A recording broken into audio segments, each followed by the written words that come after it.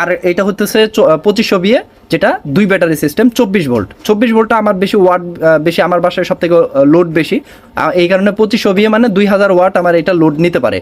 আর 1100 বিয়ে যেটা, সেটা মোটামুটি 800 থেকে 1000 ওয়াট মোটামুটি লোড নিতে পারে, সেটার দামও আবার কম, 18 থেকে 19,000। কিন্তু এইটার দামটা কিন্তু মার্কেটে প্রায় 35 থেকে 38,000 টাকা চলতেছে, কিন্তু আমার 30 থেকে 31,000 টাকার মধ্যে আমি এটা কমপ্লিট করতে পারছি।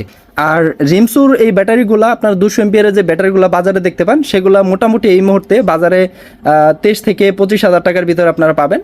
অবশ্যই দাম কমিয়ে নেওয়ার চেষ্টা করবেন, 23,000 থেকে 24,000 টাকার ভিতরে নিতে পারবেন, বা আরও কমতে পারে সামনে, আবার বাড়তেও পারে, চাহিদার উপর নির্ভর করে মার্কেট।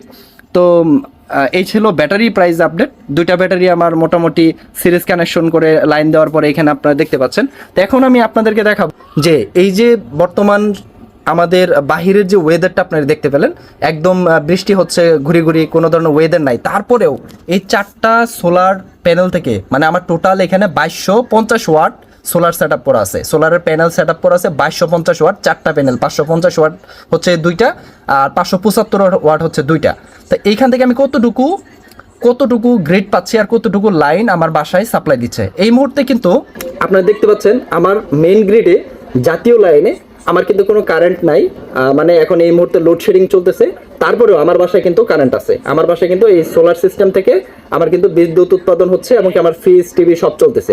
তো কতটুকু বিদ্যুৎ উৎপাদন হয় সেটা আসলে আমরা দেখি। এখানে যদি লক্ষ্য করেন, এখানে সোলারের প্যারামিটার দেওয়া আছে, এখানে দেখতে পাচ্ছেন ব্যাটারি ভোল্ট 26 ভোল্ট, এবং আউটপুট ফ্রিকোয়েন্সি দেখাচ্ছে welcome to smart and world. এটা হচ্ছে ওদের ওয়েবসাইট। সোলার পিসিউ ব্যাকআপ এই মুহূর্তে আছে, 90 ভোল্টের সর্বোচ্চ চার্জ হচ্ছে, এবং চাইপিএন্স রেঞ্জ দেখাচ্ছে। এখানে ব্যাটারির টাইপ দেওয়া আছে লিড অ্যাসিড ব্যাটারি। এইখানে আমার ডিউডি ডেথ চার্জ যেটা, এটা হচ্ছে 30% দেওয়া আছে, এবং সোলার থেকে আসতেছে 12 এম্পিয়ার, এবং ব্যাটারিতে ঢুকতেছে 16 এম্পিয়ার।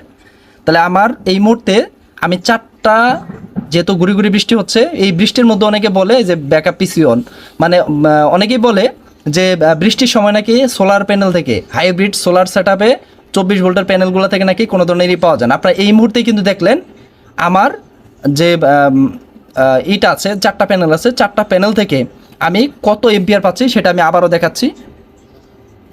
তো এখানে কিন্তু শো করবে, এই দেখতে পাচ্ছেন সোলার থেকে আসতেছে 12 এম্পিয়ার, আর ব্যাটারিতে ঢুকতেছে 16 এম্পিয়ার, 16.3 এম্পিয়ার। তার মানে 12 কোথায় 16 কোথায়, 4 থেকে 5 এম্পিয়ারের কিন্তু বেশি এটার ভিতরে কিন্তু বুস্ট করতেছে। এই এমপিপিটি টেকনোলজির মজাই হচ্ছে এটা। আপনারা সাধারণ আইপিএস নিলে সেখান থেকে এমপিপিটি থাকবে না, সোলার সিস্টেম থাকবে না। আর যদি আপনারা সোলার সেট আপ নেন, সোলার আইপিএস নেন, তাহলে অবশ্যই চেষ্টা করবেন এমপিপিটি টেকনোলজি নেওয়ার জন্য। আর এমপিপিটি টেকনোলজি যদি না থাকে, আপনারা ধরেন